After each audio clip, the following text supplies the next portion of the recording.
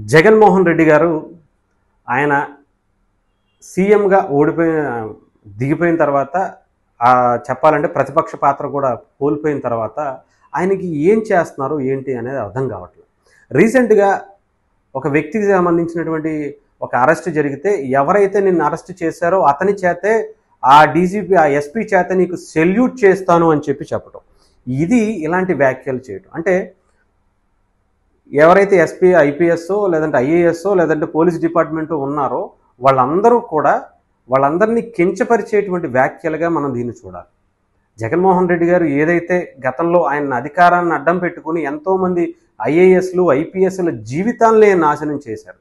ఆయన అవినీతి చేసినటువంటి దాఖలాల్లో వాళ్ళని కూడా ఇన్క్లూడ్ చేసి ఎంతో ఉన్నతమైనటువంటి చదువులు చదువుకుని దేశానికి రాష్ట్రానికి ఎంతో పేరు తీసుకురావాల్సినటువంటి ఐఏఎస్లని సివిల్ సర్వెంట్స్ని అందరినీ కూడా వాళ్ళ జీవితాలు నాశనం చేసినటువంటి ఘనత శ్రీ జగన్మోహన్ రెడ్డి గారికే దక్కుతుంది. వాళ్ళ నాన్నగారి అధికారాన్ని అడ్డం పెట్టుకుని ఈయన లక్షల కోట్లు సంపాదిస్తే దాంట్లో భయపెట్టో బ్రతిమలాడో లేదంటే ఆశ చూపించో ఏది చేసైనా సరే వాళ్ళని కూడా ఇన్క్లూడ్ చేసి వాళ్ళ జీవితాలు శ్రీలక్ష్మి గారు కావచ్చు, ఇంకొకరు కావచ్చు, మొన్న జాషువా గారు ఒక కేసులో కావచ్చు, ఇది విడుదల రజనీ గారికి సంబంధించి ఇవన్నీ చేసుకుంటున్నటువంటి పరిస్థితి.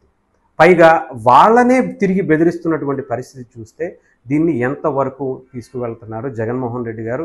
అధికారంలోకి వస్తే అవసరమైతే ఎవరిని ఏ రకంగా అయినా సరే ఏమైనా చేయొచ్చు అనే దానికి సంకేతాలు ఇస్తున్నట్టుగానే తెలుస్తుంది.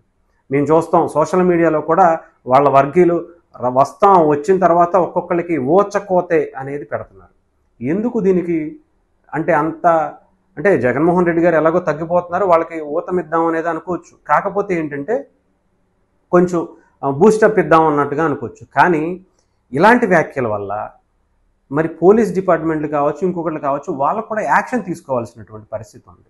ఎందుకంటే వాళ్ళ చట్టానికి లోబడి చేసేటువంటి కార్యక్రమాలు చాలా చేస్తున్నారు. గతంలో జగన్మోహన్ రెడ్డి గారు చెప్పినట్టుగా చేసి ఇబ్బంది పడినటువంటి పరిస్థితులు చాలానే చూసాం.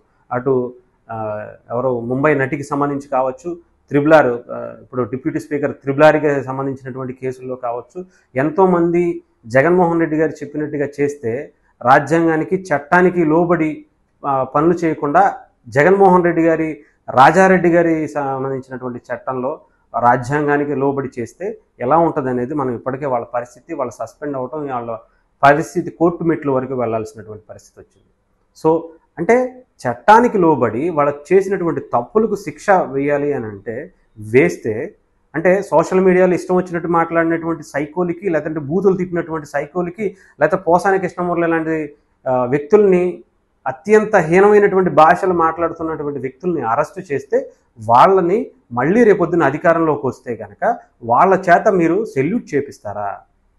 వాళ్ళ చేత మీరు వాళ్ళని ఏదైనా క్షమాపణ అడిగిపిస్తారా? అంటే ఏంటిది? అంటే అలాంటి వ్యక్తులే ఉండాలా? అలా బూతులు తిడితేనే అదే న్యాయమని పోలీసులు కూడా వాళ్ళకి వత్తాసు పలకాలా? డిపార్ట్మెంట్ కూడా అదే చెయ్యాలా? అంటే జగన్మోహన్ రెడ్డి గారి వ్యవహార శైలి ఎలా తయారైపోతుంది అనేది చూడండి. నిజంగా జగన్మోహన్ రెడ్డి గారు అనే వ్యక్తి మళ్ళీ అధికారంలోకి వస్తాడు అనే ఆలోచన అయితే ఎవరికీ లేదు. ఆయన గనక ఎవరైతే కొంతమంది ఇంకా 40% మంది ఓట్లు వేసి ఉన్నారో వాళ్ళకి కూడా ఆలోచించాలి ఈసారి. లేదంటే జగన్మోహన్ రెడ్డి గారు ఈసారి అధికారంలోకి వస్తే ఆంధ్రప్రదేశ్ని రావణ కాష్టంగా చేసేయడానికి సిద్ధపడుతూనే వస్తున్నాడు. వాళ్ళ సైకో బ్యాచ్కి కూడా అదే చెప్తున్నాడు, ఓచకోత కోసేద్దాం. ఆయన ఎవరు బైరెడ్డి సిద్ధార్థ రెడ్డి గారు చెప్తున్నారు, గతంలో మాకు ఫ్రీ హ్యాండ్ ఇవ్వలేదు, ఈసారి ఫ్రీ హ్యాండ్ ఇస్తే గతంలో ఇచ్చినటువంటి ఫ్రీ హ్యాండ్ అంట. గతంలోనే ఇష్టం వచ్చినట్టు బూతులు మాట్లాడేసి ఎవరిళ్ళపైకి వాళ్ళ ఇళ్ళపైకి వెళ్ళేసి కొట్టేసి చంపేసి నరికేసి చేసినటువంటి పనులు గత 5 ఏళ్లుగా చూసాం. ఈసారి ఇంకా ఫ్రీ హ్యాండ్గా ఇస్తే మరి ఈయన బైరెడ్డి సిద్ధార్థ రెడ్డి గారు లాంటి వ్యక్తి ఏం చేస్తాడో మరి ఆయనకి ఇచ్చేయాలంట. ఆయన మరి ఎలాంటి అవినీతిలో ఫ్రీ హ్యాండ్ ఇవ్వాలా, లేదంటే ఇప్పటివరకు కొన్ని లక్షల కోట్ల రూపాయలు దోచేసుకున్న దాంట్లో ఇప్పటి వరకు ఆ ఫ్రీ హ్యాండ్ కాకపోతే ఇంకా ఫ్రీ హ్యాండ్ అంటే ఇంకెక్కువ దోచుకుంటారా, లేదా ఇంకెక్కువ మంది నుంచి చంపేస్తారా అనేది కూడా ఆలోచించుకోవాలి. సో ఏదేమైనా సరే జగన్మోహన్ రెడ్డి గారికి సంబంధించినటువంటి ఈ వ్యాఖ్యల్ని చాలా సీరియస్గా తీసుకోవాల్సినటువంటి పరిస్థితి ఉంది. అతని మీద డిపార్ట్మెంట్కి సంబంధించినటువంటి వ్యక్తులే చాలా సీరియస్ అవుతున్నటువంటి పరిస్థితి. దీన్ని కొంచెం జగన్మోహన్ రెడ్డి గారి వ్యాఖ్యల్ని అదుపులో ఉంచేలా చేయాల్సినటువంటి పరిస్థితి కూడా ప్రభుత్వ పెద్దలపైన, కేంద్ర ప్రభుత్వ పెద్దలపైన, ఐఏఎస్లు, ఐపీఎస్లకు సంబంధించినటువంటి సంఘాలపైన కూడా ఉందని మనం అనుకోవచ్చు.